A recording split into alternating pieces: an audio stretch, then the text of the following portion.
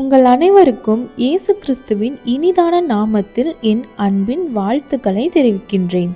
இன்று நாம் தவக்கால பயணத்தின் 8ஆம் நாளில் இருக்கின்றோம்.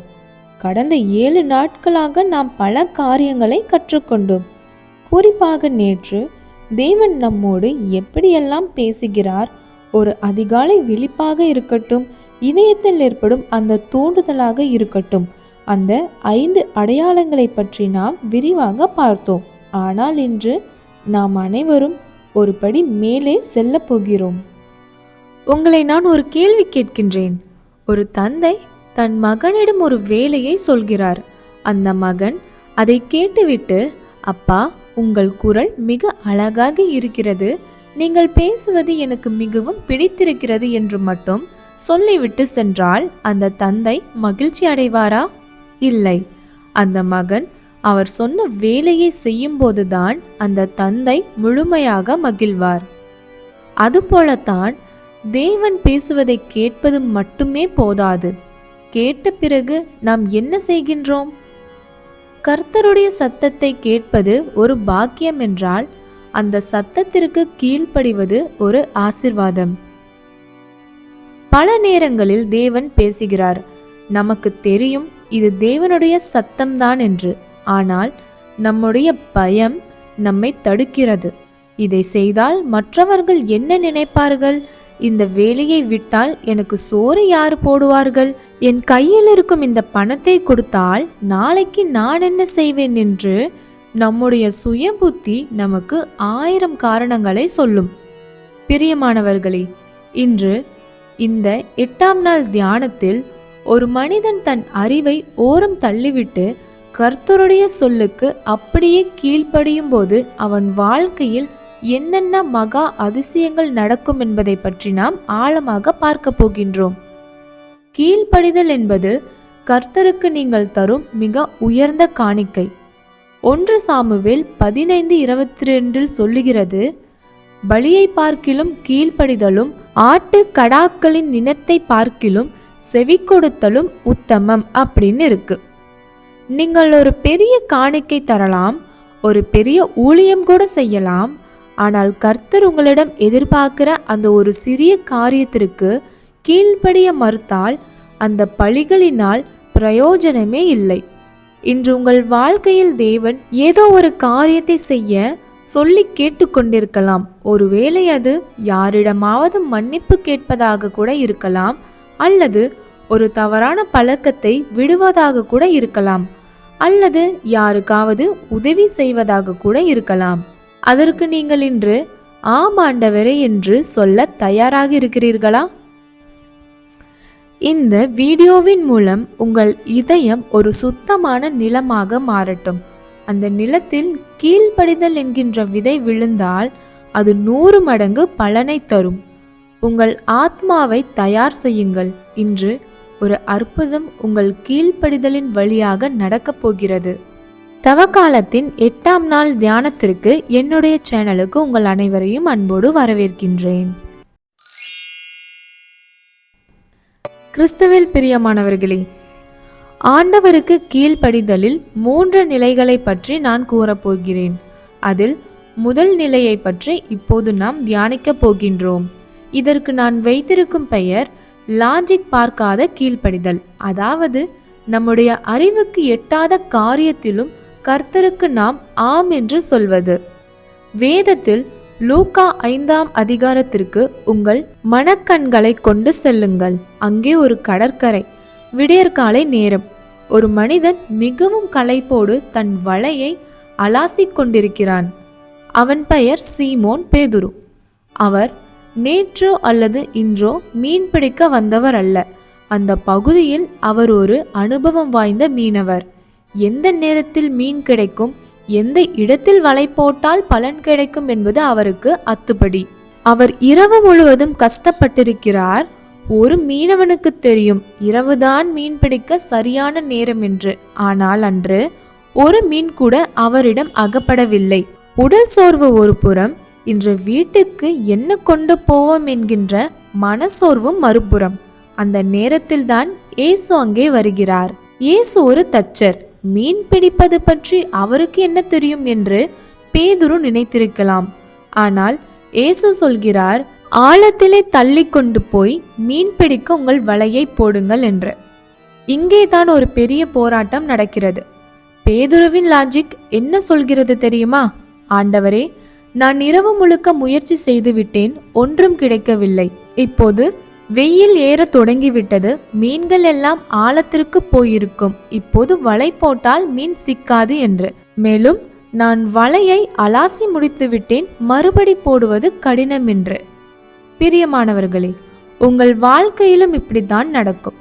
தேவன் உங்களிடம் ஒன்று சொல்லும்போது உங்கள் அனுபவம் அதற்கு எதிராக பேசும். நான் இந்த பிசினஸில் பல வருடம் இருக்கின்றேன், இப்போது முதலீடு செய்வது கஷ்டம் என்று உங்கள் புத்தி சொல்லும். டாக்டர் சொல்லிவிட்டார் இது குணமடையாது என்று. இனி ஜெபித்து என்ன பயன் என்று உங்கள் லாஜிக் கேட்கும். ஆனால் பேதுரு செய்த அந்த ஒரு காரியம்தான் இன்று அவரை பரிசுத்த பேதுருவாக மாற்றியது.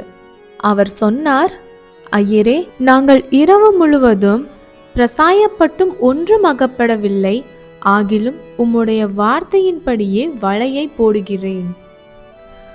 அவர் தன் அறிவை நம்பவில்லை, அவர் இயேசுவின் வார்த்தைகளை நம்பினார். என் அனுபவம் பொய் சொல்லலாம், என் கண்கள் காண்பது பொய் சொல்லலாம், ஆனால் நீர் சொன்னால் அது நடக்கும் என்று சொல்லி வலையை போட்டார். அடுத்த நிமிடம் என்ன நடந்தது? வேதம் சொல்லுகிறதை கேட்போம். அவர்கள் வலையை கிளியத்தக்கதாக மீன்கள் அகப்பட்டது. 2 படகுகளும் மூழ்கத்தக்கதாக மீன்களால் நிரப்பப்பட்டது. அன்பர்களே, உங்கள் வாழ்க்கையில் நீங்கள் ஏன் இன்னும் ஆசீர்வாதத்தை முழுமையாக பெறவில்லை என்று தெரியுமா? நீங்கள் இன்னும் உங்கள் லாஜிக்குள்ளேயே சுற்றி கொண்டிருக்கிறீர்கள். எல்லாரும் இப்படித்தான் செய்கிறார்கள், நானும் இப்படித்தான் செய்வேன் என்று நினைக்கிறீர்கள். இன்று ஆண்டவர் உங்களை பார்த்து சொல்கிறார், உன் அறிவை சார்ந்திருக்காதே, என் வார்த்தையை சார்ந்திரு என்று. அவர் எங்கே போட சொல்கிறாரோ அங்கே போடுங்கள். அவர் யாரை மன்னிக்க சொல்கிறாரோ அவரை மன்னியுங்கள். இப்போது போய் அவரிடம் மன்னிப்பு கேட்டால் என் மானம் போய்விடுமே என்று உங்கள் லாஜிக் சொல்லும். ஆனால் நீங்கள் கீழ்ப்படிந்து ஒரு அடி எடுத்து வைத்தால் அந்த இடத்தில்தான் உங்களுக்கான ஒரு பெரிய ஆசிர்வாதத்தை அவர் வைத்திருக்கிறார். பேதுருவுக்கு கிடைத்தது வெறும் மீன்கள் மட்டுமல்ல, அவருக்கு ஒரு தெய்வீக தரிசனம் கிடைத்தது. அன்று முதல் அவர் மனுஷர்களை பிடிக்கிற மீனவரானார். உங்கள் புத்தி வேண்டாம் என்று சொல்லும்போது, உங்கள் அனுபவம் தோல்வி என்று சொல்லும்போதோ, கர்த்தருடைய வார்த்தை செய் என்று சொன்னால் நீங்கள் எதை தேர்ந்தெடுப்பீர்கள்? உங்கள் அறிவையா அல்லது ஆண்டவரையா? இப்போது ஒரு 2 நிமிடங்கள் அமைதியாக இருங்கள். உங்கள் வாழ்க்கையில் தேவன் எப்போதாவது இப்படி ஒரு காரியத்தை செய்ய சொல்லி நீங்கள் உங்கள் புத்தியை பயன்படுத்தி அதை செய்யாமல் விட்டிருக்கிறீர்களா? அல்லது இப்போது ஏதாவது ஒரு விஷயத்தில் தயங்கிக் கொண்டிருக்கிறீர்களா? சிறிது சிந்தித்து பாருங்கள். அன்புள்ளவர்களே, கீழ்ப்படிதலின் 2வது நிலை இன்னும் சவாலானது. இதற்கு நான் வைத்திருக்கும் பெயர் இழப்புகளை ஏற்க துணியும் கீழ்ப்படிதல். பல நேரங்களில் நாம் ஏன் கர்த்தருக்கு கீழ்ப்படிய தயங்குகிறோம் என்று தெரியுமா? நான் இதற்கு கீழ்ப்படிந்தால் எனக்கு ஏதாவது இழப்பு வந்துவிடுமோ என்கின்ற பயம்தான். என் வசதி போய்விடுமோ, என் கௌரவம் போய்விடுமோ, என் சேமிப்பு கரைந்து விடுமோ என்று நாம் அஞ்சுகின்றோம். வேதத்தில் ஒரு மனிதனை பாருங்கள். அவர் பெயர் ஆபிரகாம். அவர் தன் ஊரிலேயே ஒரு செல்வந்தராக, ஒரு பெரிய குடும்பத்தின் தலைவராக, எல்லா வசதிகளோடும் வாழ்ந்து கொண்டிருந்தார். அப்போது தேவன் அவரிடம் வந்து ஒரு வார்த்தை சொல்கிறார், நீ உன் தேசத்தையும் உன் இனத்தையும் உன் தகப்பனுடைய வீட்டையும் விட்டு புறப்பட்டு நான் உனக்கு காண்பிக்கும் தேசத்துக்கு போ என்று. கொஞ்சம் யோசித்து பாருங்கள். ஒரு 75 வயது முதியவரிடம் உன் சொத்து, சுகம், சொந்த ஊர் எல்லாவற்றையும் விட்டுவிட்டு புறப்படு என்று தேவன் சொல்கிறார். எங்கே போக வேண்டும் என்று சொல்லவில்லை. அங்கே போனால் என்ன கிடைக்கும் என்றும் சொல்லவில்லை. ஆபிரகாமின் கண்கள் எதை பார்த்தது தெரியுமா? இழப்புகளை. வசதியான வீடு போக போகிறது, பழகிய சொந்தங்கள் பிரிந்துவிட போகிறார்கள், பாதுகாப்பான சூழ்நிலை மாறப்போகிறது. ஆபிரகாம் நினைத்திருந்தால், ஆண்டவரே, நான் இங்கேயே இருந்து உம்மை தொழுகின்றேன், என்னை இங்கேயே ஆசீர்வதியும் என்று சொல்லியிருக்கலாம். ஆனால் அவர் அப்படி சொல்லவில்லை. வேதம் சொல்கிறது, கர்த்தர் அவருக்கு சொன்னபடியே ஆபிரகாம் புறப்பட்டு போனான் என்று. அந்த ஒரு கீழ்ப்படிதலுக்காக அவர் கொடுத்த விலை இழப்பு. ஆனால் அந்த இழப்பை அவர் ஏற்றுக்கொண்டதால்தான் இன்று அவர் விசுவாசிகளின் தகப்பன் என்று அழைக்கப்படுகிறார். அவர் ஒரு சிறிய வீட்டை இழந்தார், ஆனால் தேவன் அவருக்கு ஒரு தேசத்தையே தந்தார். அவர் தன் இனத்தை இழந்தார், ஆனால் தேவன் அவரை ஜாதிகளின் தகப்பனாக மாற்றினார். அன்பு நேயர்களே, இன்று உங்கள் வாழ்க்கையோடு இதை ஒப்பிட்டு பாருங்கள். கர்த்தருக்கு கீழ்ப்படியும் போது நீங்கள் சில காரியங்களை இழக்க வேண்டியிருக்கும். ஒருவேளை தேவன் உங்களை ஒரு பாவமான பழக்கத்தை விட சொல்லலாம். அந்த பழக்கம் உங்களுக்கு இன்பத்தை தந்திருக்கலாம். அதை விடுவது ஒரு இழப்பாக தெரியலாம். உங்கள் பழைய நண்பர்கள் உங்களை ஒரு தவறான இடத்திற்கு அழைக்கும் போது நீங்கள் வேண்டாம் என்று சொல்லலாம். அதனால் அந்த நண்பர்களை நீங்கள் இழக்க கூட நேரிடும். ஒரு லாபமான தொழிலில் ஒரு பொய் சொன்னால் நிறைய பணம் வரும் என்று இருக்கும்போது நீங்கள் உண்மை பேசினால் அந்த பணம் உங்களுக்கு கிடைக்காதது என்று இருக்கும்போது அது ஒரு பொருளாதார இழப்பாக கூட தெரியலாம். ஆனால் ஒன்றை மட்டும் நினைவில் வைத்துக் கொள்ளுங்கள், கர்த்தருக்காக நீங்கள் எதை இழக்கிறீர்களோ அதைவிட பல மடங்கு மேன்மையானதை அவர் உங்களுக்கு தருவார். ஆண்டவரே, நான் இதை கட்டிக்கொண்டு அழுத போதும் இதோ உம்முடைய சொல்லுக்கு கீழ்ப்படிந்து இதை நான் விட்டுவிடுகிறேன் என்று நீங்கள் எப்போது சொல்கிறீர்களோ அப்போதுதான் பரலோகம் உங்கள் மேல் திறக்கப்படும். ஆபிரகாம் தன் ஒரே மகனையே பலி கொடுக்க துணிந்த போதுதான், நீ எனக்கு அஞ்சுகிறவன் என்று இப்போதே அறிந்திருக்கிறேன் என்று தேவன் சாட்சி தந்தார். உங்கள் வாழ்க்கையில் நீங்கள் எதை இழக்க பயந்து கர்த்தருடைய சத்தத்திற்காக செவி கொடுக்காமல் இருக்கிறீர்கள்? உங்கள் கௌரவத்திற்காகவா? உங்கள் லாபத்திற்காகவா? இல்லை உங்கள் வசதிக்காகவா? தேவன் உங்களை ஒரு வனாந்தரத்திற்கு அழைக்கிறார் என்றால் அங்கே உங்களுக்காக அவர் ஒரு கானானை வைத்திருக்கிறார் என்று அர்த்தம். இழப்புகளை பார்த்து பயப்படாதீர்கள். அந்த இழப்புகளுக்கு பின்னால் வரும் மாபெரும் ஆசீர்வாதத்தை பாருங்கள். இன்று முதல் ஒரு முடிவெடுங்கள். ஆண்டவரே, நீர் எதை விட சொன்னாலும் நான் விட்டு விடுகின்றேன். உமக்காக நான் எதையும் இழக்க தயாராக இருக்கின்றேன் என்று சொல்லுங்கள். இந்த ஒரு நிமிடம் உங்களது மனதில் உள்ள பாரங்களும் குறையும். உங்கள் கீழ்ப்படிதலில் ஒரு புது துவக்கமாகவும் இருக்கும். கிறிஸ்துவில் பிரியமானவர்களே, இப்பொழுது கீழ்ப்படிதலின் இறுதி நிலை, அதாவது மிக மிக அவசரமான ஒரு நிலை. இதற்கு நான் வைத்திருக்கும் பெயர் உடனடியாக கீழ்ப்படிதல். நம்மில் பலர் ஒரு தவறு செய்கின்றோம்.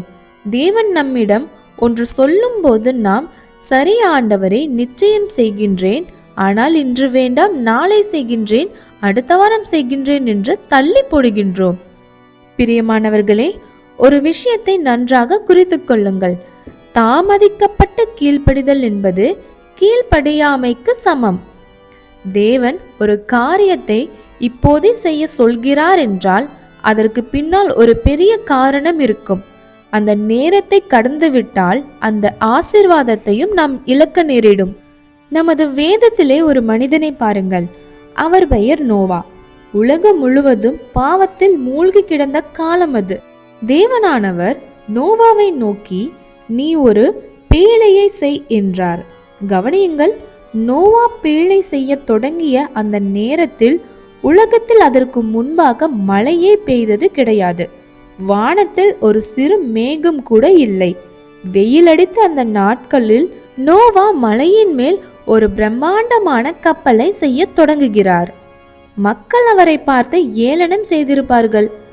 பைத்தியக்காரன் நோவா, மழையே பெய்யாத இடத்தில் கப்பல் செய்கிறானே என்று சிரித்திருப்பார்கள். நோவா நினைத்திருந்தால், ஆண்டவரே, மேகம் வரட்டும், அப்புறம் செய்கின்றேன் என்று சொல்லியிருக்கலாம். ஆனால் அவர் அப்படி சொல்லவில்லை. தேவன் சொன்ன அந்த நொடியே அவர் வேலையை தொடங்கினார். அதற்கு என்ன பலன் கிடைத்தது? பிரளயம் வந்த போது உலகம் முழுவதும் அழிந்தபோது நோவாவும் அவர் குடும்பமும் மட்டுமே தப்பினார்கள். அன்பர்களே, இன்று உங்கள் குடும்பத்தின் பாதுகாப்பு உங்கள் உடனடி கீழ்ப்படுதலில்தான் இருக்கிறது. ஆண்டவர் சில நேரங்களில் உங்களை எச்சரிப்பார். உன் பிள்ளையை அந்த இடத்திற்கு அனுப்பாதே என்று சொல்வார். நாளை பார்த்து கொள்ளலாம் என்று நீங்கள் தாமதித்தால் அங்கே பெரிய இழப்பு ஏற்படலாம். இப்போதே அவரிடம் சமாதானமாக போ என்று ஆவியானவர் ஏவுவார். நீங்கள் தயங்கி நின்றால் அந்த உறவு என்றென்றைக்கும் பிரிந்துதான் போகும். தேவன் சொல்லும் போதே நாளை என்று சொல்வது சாத்தானின் தந்திரம்.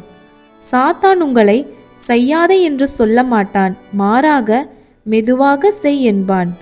அந்த மெதுவான வேகம் உங்களை ஆசீர்வாதத்திலிருந்து விலக்கிவிடும். இந்த 3 நிலைகள்தான் கீழ்ப்படிதலின் நிலைகள். அன்புள்ள கிறிஸ்தவ சகோதர சகோதரிகளே, இப்பொழுது நாம் தவக்காலத்தின் 8ஆம் நாள் ஜெபத்திற்கு செல்வோம். அனைவருமாக கண்களை மூடி சொல்லுங்கள். அன்புள்ள பரலோக பிதாவே, இதோ உம்முடைய சமூகத்தில் நாங்கள் தாழ்ந்து நிற்கின்றோம். இப்பொழுது நாங்கள் கீழ்ப்படிதலின் மேன்மையை பற்றி தியானித்தோம். ஆண்டவரே, எங்களுடைய இதயம் இப்போது கனமாக இருக்கிறது. நீர் எங்களிடம் எத்தனையோ முறை பேசியிருக்கிறீர், எத்தனையோ அடையாளங்களையும் காட்டியிருக்கிறீர். ஆனால் எங்களுடைய பயம், எங்களுடைய கௌரவம், மற்றவர்கள் என்ன நினைப்பார்கள் என்கின்ற அந்த உலக சிந்தனை எங்களை கீழ்ப்படிய விடாமல் தடுத்துவிட்டது. அதற்காக எங்களை மன்னியும். ஆண்டவரே, இதோ சீமான் பேதுருவை போல நாங்கள் உம்மிடம் வருகின்றோம். எங்களுடைய அனுபவங்கள் தோற்று போயிருக்கலாம், எங்களுடைய சொந்த முயற்சிகள் பலன் தராமல் இருக்கலாம். இனி என் வாழ்க்கையில் ஒன்றும் நடக்காது என்ற வலையை அலாசிக்கொண்டிருக்கும் ஒரு நிலையில் நாங்கள் இருக்கலாம். ஆனால் அப்பா, இதோ இன்று உம்முடைய ஒரு வார்த்தைக்காக காத்திருக்கின்றோம். நீர் எதை செய்ய சொல்கிறீரோ அதை அப்படியே செய்ய எங்களை முழுமையாக உம்மிடத்தில் தருகின்றோம். அன்பு கர்த்தாவே, கீழ்ப்படிய முடியாமல் எங்களை தடுக்கும் அந்த அந்தகார வல்லமைகள் இப்போது இயேசுவின் நாமத்தில் முறியடிக்கப்படுவதாக. எங்களுக்குள் இருக்கும் அந்த தயக்கம் நீங்கட்டும். நாளை பார்த்து கொள்ளலாம் என்கின்ற அந்த சோம்பல் அகலட்டும். உம்முடைய சொல்லுக்கு கட்டுப்பட்டு நாங்கள் விசுவாசத்தோடு ஒரு அடி எடுத்து வைக்கும்போது அன்று யோர்தான் நதி பிரிந்தது போல எங்களை வழிமறுக்கும் தடைகள் எல்லாம் இயேசுவின் நாமத்தில் விலகி போகட்டும். அப்பா, இதோ ஒரு தீர்மானத்தோடு உம்மிடம் வருகின்றோம். ஆபிரகாமை போல எதை இழக்க வேண்டியிருந்தாலும் உமக்கு பின்னால் வர தயார். நோவாவை போல உலகம் கேலி செய்தாலும் உம்முடைய பேழையை கட்ட தயார். கீழ்ப்படுகிற பிள்ளைகளுக்காக நீர் பரலோகத்தில் வைத்திருக்கிற அந்த ஆசீர்வாதத்தின் பொக்கிஷங்கள் இன்றே திறக்கப்படுவதாக. உம்முடைய சத்தத்தை கேட்கின்ற காதுகளையும் அதற்கு கீழ்ப்படுகிற இருதயத்தையும் ஒவ்வொருவருக்கும் தாரும். இயேசு கிறிஸ்துவின் வல்லமையுள்ள நாமத்தில் ஜெபிக்கின்றேன் எங்கள் ஜீவனுள்ள நல்ல பிதாவே, ஆமேன். நேயர்களே, இன்று நாம் கீழ்ப்படிதல் என்பது ஒரு சுமையாக பார்க்கின்றோம். அது அல்ல, அது ஒரு மாபெரும் ஆசீர்வாதத்தின் திறவுகோல். இன்று கர்த்தர் உங்கள் உள்ளத்திலே ஏதோ ஒரு பாரத்தை தந்திருந்தால், யாரையாவது மன்னிக்க சொல்லியிருந்தால், அல்லது ஒரு தீய பழக்கத்தை இப்போதே விட சொல்லியிருந்தால் தயவு செய்து தாமதிக்காதீர்கள். நீங்கள் கீழ்ப்படிந்து ஒரு அடி எடுத்து வைக்கும் போதுதான் உங்களுக்காக கர்த்தர் வைத்திருக்கும் அற்புதங்கள் உங்கள் வாழ்வில் அரங்கேற தொடங்கும். உங்கள் புத்திக்கு அது புரியாமல் இருக்கலாம், ஆனால் கர்த்தருடைய வார்த்தைக்கு அது சாத்தியம். இந்த தவக்காலத்தின் 8ஆம் நாள் தியானம் உங்கள் வாழ்க்கையில் ஒரு புதிய மாற்றத்தை தந்திருந்தால் அந்த விசுவாசத்தோடே கமெண்டில் ஆமேன் என்று பதிவிடுங்கள். உங்கள் தீர்மானங்களை என்னுடன் பகிர்ந்து கொள்ளுங்கள். உங்கள் கீழ்ப்படிதல் ஒரு பெரிய எழுப்புதலுக்கு ஆரம்பமாக கூட இருக்கலாம். நாளை தவக்காலத்தின் 9ஆம் நாள் ஜெபத்தில் இன்னும் ஒரு ஆழமான சத்தியத்தோடு உங்களை சந்திக்கின்றேன். அதுவரை கர்த்தருடைய வார்த்தையின் நிழலில் இளைப்பாருங்கள். கர்த்தர் உங்களையும் உங்கள் குடும்பத்தையும் ஆசீர்வதிப்பாராக. சமாதானத்தோடு செல்லுங்கள். Praise the Lord. ஆமேன்.